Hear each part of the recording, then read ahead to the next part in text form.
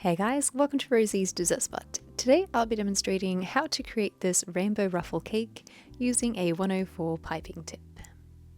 The cake size I've chosen to work with today is a 5-inch cake. I've stacked 2 cakes together to create this height, and it's about 5.5 inches tall. With the buttercream, I've tinted it purple and all the other colours using Gel Food Colour by Chef Master. And I have a 104 piping tip in the bag. I've chosen 5 different colours today, and each one has got its own piping tip in there just to keep things nice and quick and smooth. And they're pretty inexpensive as well. You can find the 104 piping tip on eBay, Amazon, and most cake decorating supply stores. I decided to go really jagged with it. I didn't create like a straight line. I kind of wanted peaks and valleys within the pattern, and then continuing that pattern or kind of changing it up with every color that I apply. Be sure that the larger end of your piping tip is constantly touching the cake. That way you have the skinny side facing you. It creates a more delicate looking ruffle.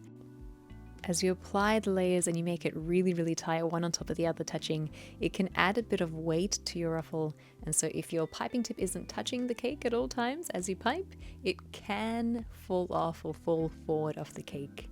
So just be very mindful of that as you pipe.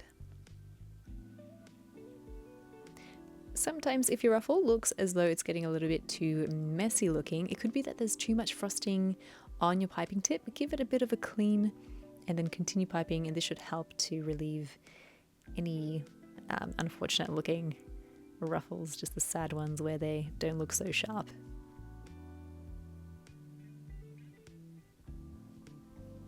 As you make your way to the very top of the cake, you can stop the ruffle flush with the top edge.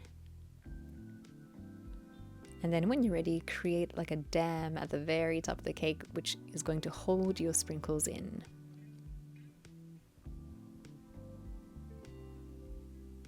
So I kind of angled it the skinny side outwards, and I'm just creating these little ruffle petal-like structures at the very top.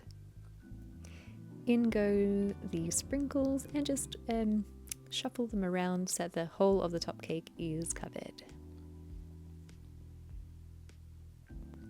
And that's basically it. It's very repetitive but very therapeutic as well. I highly recommend giving this one here a go. It just looks awesome, I think.